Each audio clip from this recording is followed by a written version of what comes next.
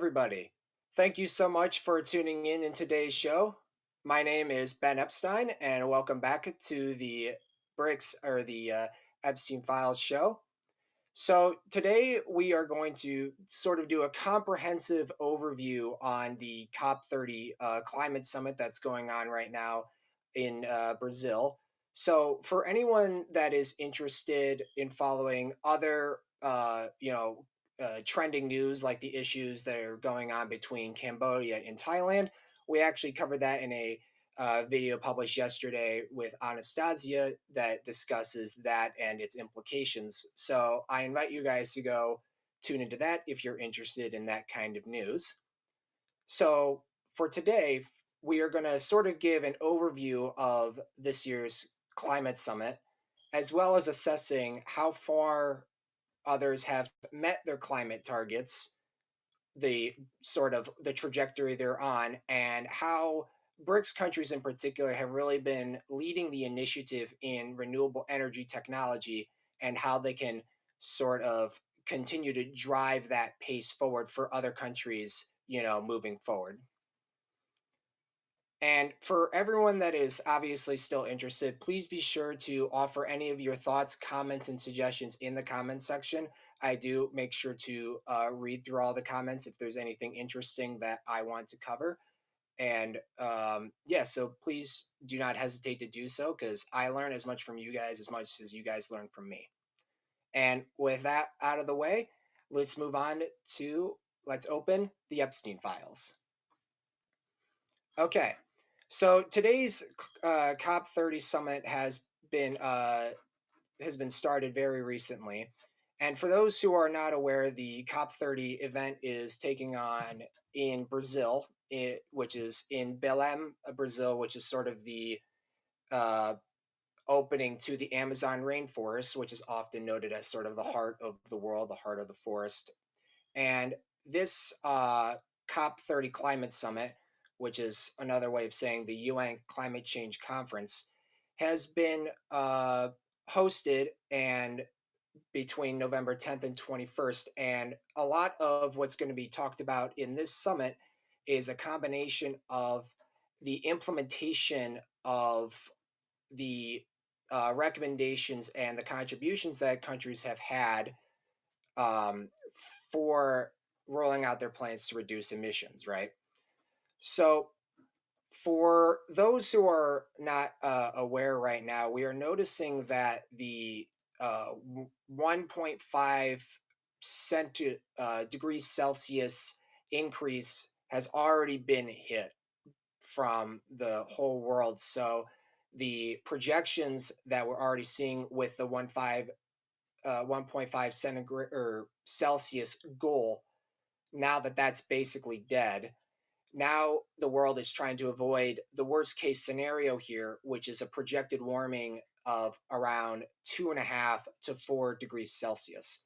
Now, for those that are in a lot of smaller island nations, this is particularly very, very bad news because obviously with the rising sea levels, countries that are sort of island based and areas on the coast are going to be that much more in danger of having their entire livelihood and their land completely uprooted based off something that they essentially cannot control. So while there has been a lot of pessimism essentially with where we're standing right now in meeting these climate goals, there's a lot that is being talked about now at the summit that can really put the implementation really into effect and really show why or how to put their plans into action. So there are three main goals from the COP30 meeting. The first goal is called the GGA, which is the Global Goal on Adaptation, which is sort of what we were talking about before.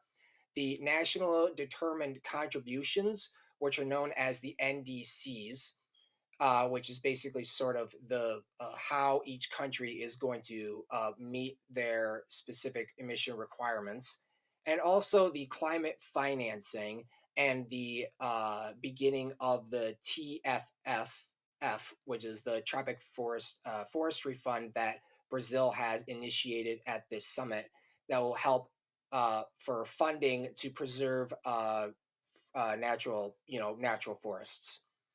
So a little bit more on the global goal on adaptation. So right now, negotiators are supposed to finalize a list of these indicators that will measure progress towards this global goal of adaptation. And it was established in the Paris Agreement, which had the 1.5 degrees Celsius target that was not met, for those who are not aware. It's just supposed to measure the progress and the effectiveness really at the global level. And it's supposed to drive the political action and the finance for adaptation on the same scale as mitigation. So, what I mean by that is a lot of the funding that has been used for climate change has been going towards mitigation, making, to counteract the effects that we're seeing from more natural disasters, tropical storms, rising sea levels, everything of that nature. They want to provide as much funding on adaptation as much as they're already doing so far on mitigation.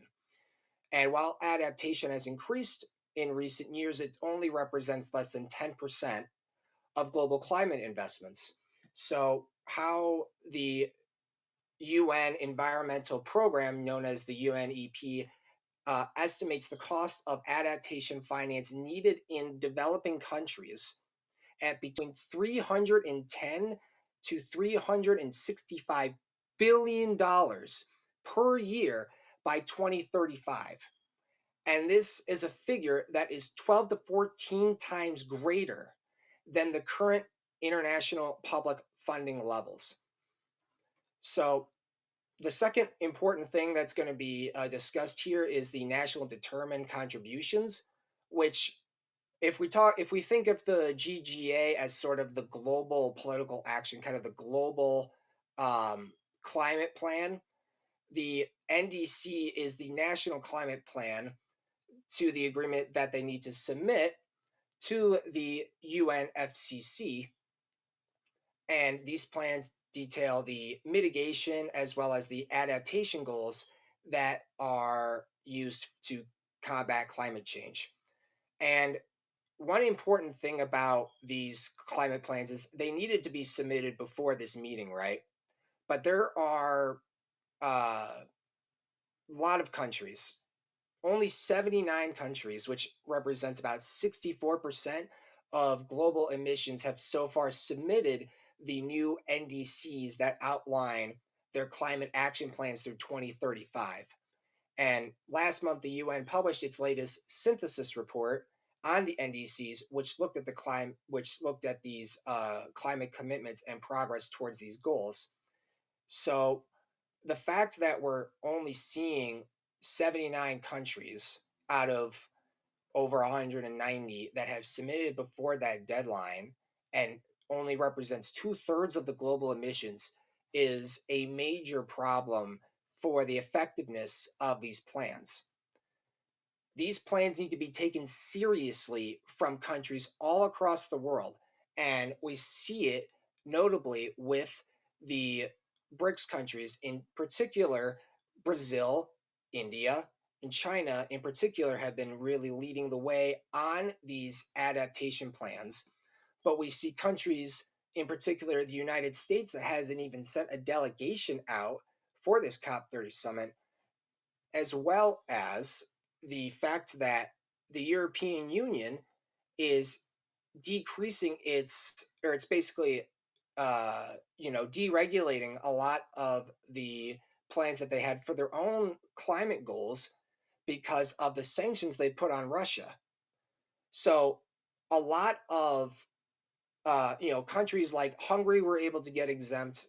Other countries too within the European Union are looking to get sanctions relief. Also, Germany, which is a very important part of this, are getting sanctions exemptions for the Russian oil companies that were sanctioned in the most recent package, because they haven't figured out a plan to adapt to their manufacturing base without oil, without they're buying much more expensive oil from the United States now, and it's making their manufacturing crisis there much worse because they haven't figured out an adaptation plan beyond where they are. So this leads into my next and the final thing that they're going to be discussing in the climate action is the funding. So right now they need at least $1.3 trillion in climate investments every year by 2035. And that is the Baku to Belém roadmap that is the heart of these talks. And the idea of this plan is it's supposed to set out, five priorities for mobilizing resources, which includes building multilateral climate funds, strengthening cooperation on taxing and polluting activities, and converting sovereign debt into climate investment, which is a move that could unlock over $100 billion for developing countries to access to deal with the climate issues that they're dealing with. But meeting this finance gap is going to be a lot easier said than done. We see that from the United States' withdrawal from a lot of these climate commitments, it even though it's been historically responsible for about 40% of the climate finance under the UN framework, them leaving is showing how not serious or how little they care about this upcoming summit and the upcoming or the issue of climate change in general. So, how we're going to be meeting the financing to deal with this is an incredibly important issue, especially considering the United States' attitude towards this problem. And it's something that we're going to be noticing a lot more into the future. So, one, aside from the Baku Belém roadmap that is supposed to have $1.3 trillion funding, Brazil recently announced the Tropical Forest Forever Facility, which is a fund that's designed to reward countries that halt deforestation. Obviously, because of the Amazon, obviously the Amazon rainforest and everything like that. This is what it's named after, and this is why they decided to elect this or initiate this at the summit here. So, under the fund, of which 74 countries are eligible, it's designed to give about $4 per hectare per year for conserving that forest. And important areas that they're going to be prioritizing are obviously the Amazon rainforest, but also very important areas such as the Congo Basin, the island of Borneo in Southeast Asia, which is being hit with a lot of increasing tropical storms, as well as the Atlantic forest and the Mekong region. But so far for this TFFF, President Brazilian President Lula da Silva announced the inaugural investment of $1 billion into the fund. So, how they will plan to meet this funding is going to be a question that they're going to have to deal with long into the future. Global finance for climate change has been insufficient for a long time, and this includes global forest finance as well. Like, according to the UNEP, the annual investment has to rise from right now it's at $84 billion in 2023. By 2030, it's got to hit $300 billion. And by 2050, it's going to need nearly $500 billion. So the shortfall of nearly $216 billion that they're going to have to manage from now to 2030 is something that they're trying to work out right now. And let's make a point about where we should stand on climate change. I'm going to be the first to say that it's should not be treated as sort of an ideology. We need to establish the fact that climate change is real. It is a very real thing, and it is a very real thing that humans have made worse. Now, not everyone individually making it equally worse. A lot of where it's coming from are people that have the top 10% of wealth who are using their jets to fly around everywhere and basically are able to use use oil or use whatever without any care whatsoever. So for us to actually successfully deal with climate change and successfully adapt to it, it's something that we all need to come together and work on the solutions in depth to solve. That's what's happening at COP30 right now. And that's a big reason that with the United States' attitude and the European Union on not caring much about it, why BRICS has long been leading the initiative to not just mitigate the effects of climate change, but also to adapt it using various different technologies and innovations in their own country that makes them that much better off in the future. If I like, here's just a brief example about kicking the can down the road and why this is a problem. There was a study done in 2019 by the Global Commission on Adaptation.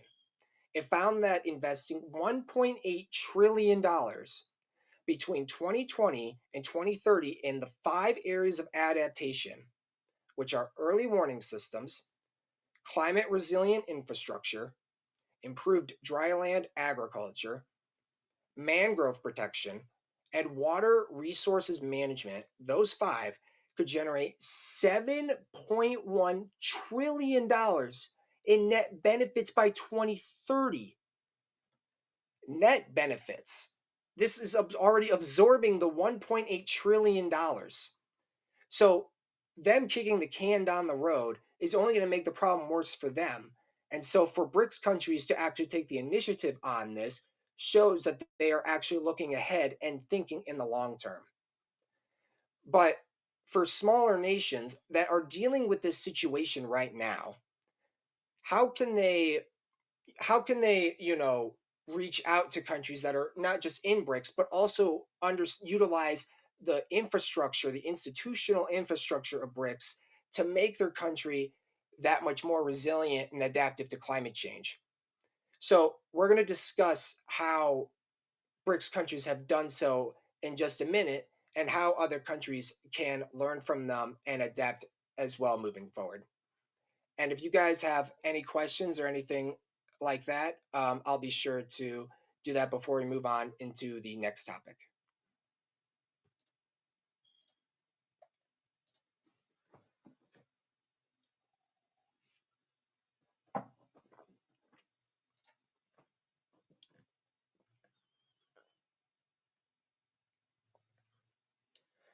Yeah, Dave, money talks. It keeps saying goodbye, even though this is where the money should be being right now.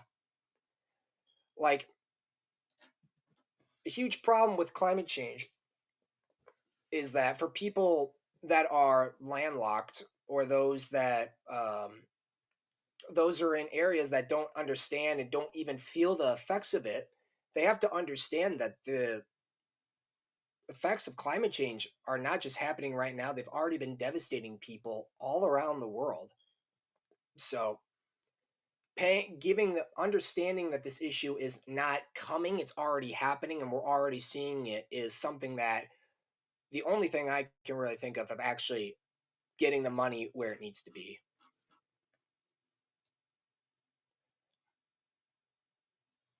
Okay, if there are no questions, then I'm going to move on to the next part of today's discussion. So, how can other countries learn from how BRICS countries have really taken this issue by the horns and moving forward? Um, so, there are 2 important stories that I really want to talk about with you guys. The first is India, over 5 years before its target, has able to have half of its installed power capacity coming from non-fossil fuel sources. So this was reported from TV Bricks. It is estimated that now 51% of their generated power is from in India is using a combination of solar, hydro, and nuclear energy. And this is absolutely unprecedented. Like, I want us to truly appreciate the fact that not only did they meet this target, India met this target 5 years before they're actually due. Solar power was the thing that really continued to drive this growth. It accounted for nearly half of the installed capacity between April and September of 2025 alone. And it's continuing to become a bigger and bigger part of the clean power infrastructure. So, what made this really successful for India were a couple things. First is, quite frankly, the government investing in coordination. So, they had this policy called the National Solar Mission. And the National Solar Mission provided capital subsidies, generational based incentives, tax benefits to install solar panels. There was even a policy where they would be installing solar panels on your roof, and you would get, you get 60%, like 60% subsidy of being able to install a solar panel on your roof. And there are some states were giving 100% exemptions on electricity duties, lower transmission charges, you know, capital subsidies, everything. All of this money that India really used to push for this national solar mission had gotten them to a point of achieving half of this before it was even due 5 years beforehand. So, how can why is like the European Union, for example, why are they floundering? For one thing, there's absolutely no coordination whatsoever between the EU member states on this issue. India, in particular, it's incredibly hard to coordinate your policies across all different industries, right? But for the EU, not only do they not have the same, I guess like the same economies, the same scale, like each country is different, right? So now they're trying to coordinate with all of the industries in all of these different countries for all these different nations that have all completely different attitudes of on climate change and what to do about it. So of course they're not going to be able to really progress on any climate change goals because they're not coordinating anything with each other. They don't have the same plans. They don't have the same ideas towards this problem. But for India, the problem was very, very clear. And them pushing the various different subsidies, these different programs like the National Solar Mission, unlocking these green energy corridors that was able to upgrade transmission lines and grid infrastructure that were dedicated to using renewable energy. This is the result 5 years beforehand, too. So India was able to completely innovate inside and out, and now is running on half renewable energy for their power capacity. So, one big thing that also worked for India too was working with China because China had been the largest producer of solar panels. It's not 90% or anything like that as it was years ago because China really led the way in producing solar panels. But simultaneously, India was able to import solar panels from China as well as coordinate upgrading their infrastructure to reach this goal. China has made solar panels so cheap that anyone can buy them. And that is the heart, or that is a massive part of what is making this incredibly successful.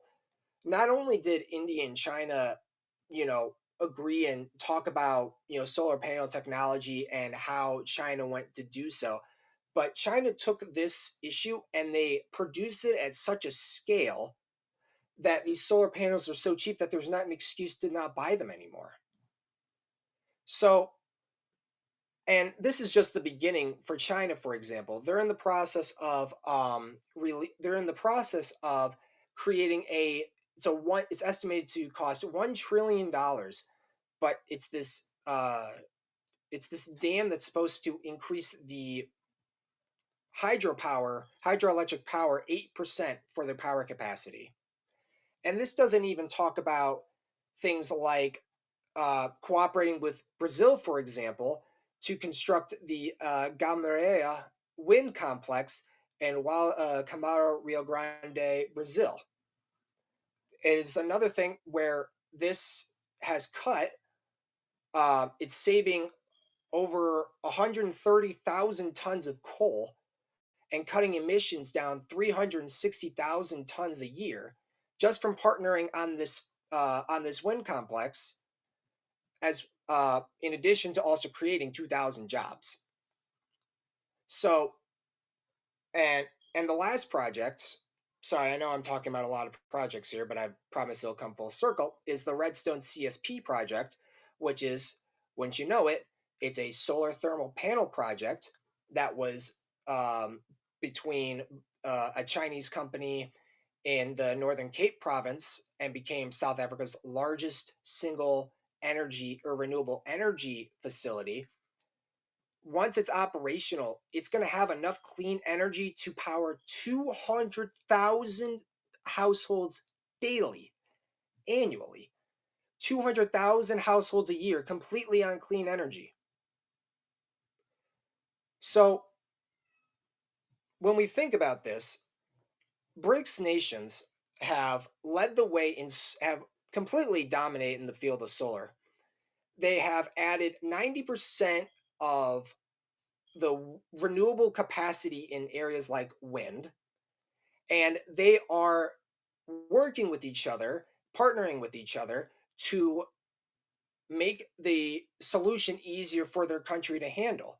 That's why China, because they upgraded their scale as much as they were, and they had the expertise that they did, that they were able to partner with other BRICS countries. Brazil, South Africa for these projects, India because they wanted to completely make their capacity near renewable, and they helped them achieve that goal. But the point is that they took the initiative to develop this technology. China was able to take this technology and upgrade it to scale, but they're also all communicating with each other and want to work with each other to bring this renewable capacity home. Because at the end of the day, this issue of climate change is not a national issue. It's a full scale issue, a full scale global issue. It's going to affect all of us, and it already has one way or another. And rather than say that climate change is a hoax, or rather than, dragging your feet to actually improve your infrastructure to renewable technology because you know how much it's going to cost, why don't you work with these countries that are dominating these fields now because they took that initiative and work to improve your capacity that way? It makes your country that much better off, as well as making the world that much better off. BRICS in particular has long been, it was one area it was really established as is to deal with the effects of climate change. So they have been taking this issue seriously for decades. And it's about time that the United States and the EU get onto this too. Another perfect example of how this technology sharing is working is when you think of Russia, for example. Russia, in particular, have two super interesting developments here. The first is they recently debuted the Atom, which is their first vehicle, electric vehicle, and this is something that, while it's coming from many Chinese inputs, the plan is to make those components uh, available so Russia can make it themselves, produce it in house, so they aren't reliant on Chinese inputs. Stuff like this, as well as for them having a nuclear powered icebreaker that is able to deal with the maritime routes that you see in the Arctic, for example, for such thing as like the Arctic Silk Trade, this is something that their knowledge and their technology and their expertise that they can share this information with other countries that want to get in on this action. The air, it's cheap enough, clean energy development is cheap enough that you can develop it yourself or work with those to develop it. So Russia actually taking that step is something that they and BRICS completely embody, taking the initiative and sharing the technology to actually do something about it. And it's something that countries in the global south can benefit from as well. And so if I'm a country that is, um, if I'm like Malau, pull that out of my butt. If I'm a very small island nation and I'm already really dealing with the effects, let's say Cuba, and we're dealing with the effects of climate change right now. We're already seeing its effects. But I'm not a member in BRICS. How can I either learn from or essentially, how can I learn from BRICS really? I think there's a number of ways they can. For one thing, there's a way that the New Development Bank can help also grant financing for climate related projects. This is something that's, has been very relevant since the founding of the NDB and is something that will become much more relevant moving forward. So, right now, the NDB represents about, I believe it's around 40% of the projects that they are funding right now are related to climate related projects, right? So when so countries in particular can go to the New Development Bank for these projects and work with countries that have the expertise in in processing it. So what I'm thinking of in particular is the Belt and Road Initiative with thorium, right? So China has obviously launched the Belt and Road Initiative, as you guys have already known. They have also unlocked this development in thorium, which is this, it's like a molten salt reactor, and it's designed to have like an amazing amount of clean energy, and they can put these reactors throughout the Belt and Road Initiative so that actually improving your infrastructure is not nearly as costly and as ineffective, and as ineffective as it would be under this system. And in the same way, where if I need help on areas like, you know, solar technology, I could go and meet with countries like India and countries like China and ask how they were able to coordinate their policies and turn it around as well as they did, as well as how they can utilize the technology so they can do it for themselves in the future so they're not so reliant on it. So not only are the countries incredibly important that you can, anything from South-South cooperation summits to the AI summit for sustainability that was recently announced, to their own climate summits where they actually are talking about innovations in these technologies. It's something that as a smaller country, I know I can get in on. And their willingness to share that technology so that we can make it ourselves here is something that can be used in the future. So, for one thing, you can not only learn from countries here, but you can also learn from the NDB. But even so much from the New Development Bank, financing through them, or projects that you agree on with other countries, there are a lot of other ways to essentially get the expertise that you want. So one important thing is the World Energy Summit, which is something that was recently, it was held in Moscow, I should say. It was Russian Energy Week, and it was held last October, and it was designed to bring over countries and essentially transfer and learn from areas like technology and innovation in these renewable and clean energy fields so they could take it back and improve their countries from the summit. There were over 84 countries and territories here, 5,000 delegates. Each one of those people are there, and they are there for a specific reason because they understand the effect that climate change is already having on them. And they know that if they can't get in and if they can't develop the technologies now, which we're already incredibly behind on, by the way, then then they're risking their entire nation. It's an existential threat that climate changes.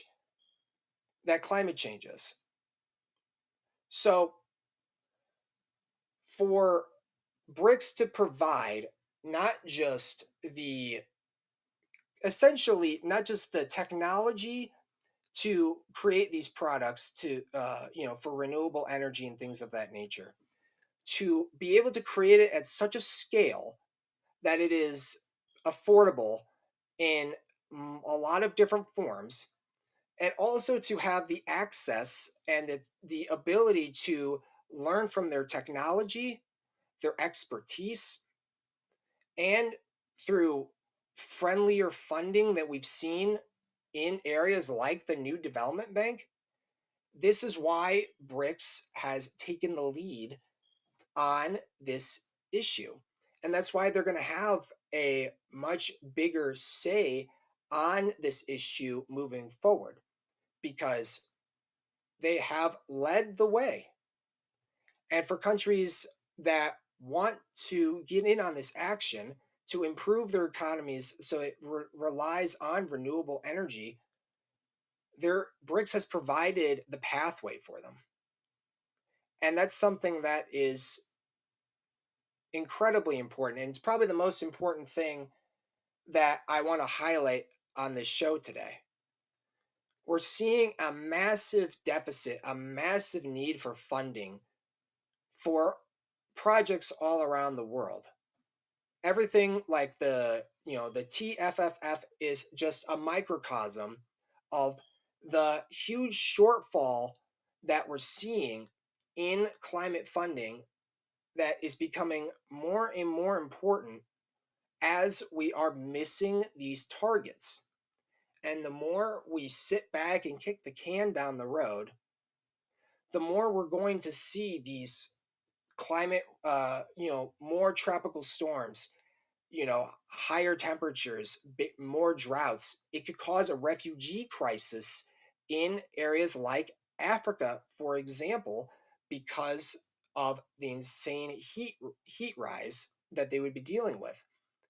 And African countries too have benefited tremendously from expertise from China and BRICS altogether. This is a map here from the Global South China project, and it details the renewable energy investments that are taking place in Africa right now that the Chinese are leading.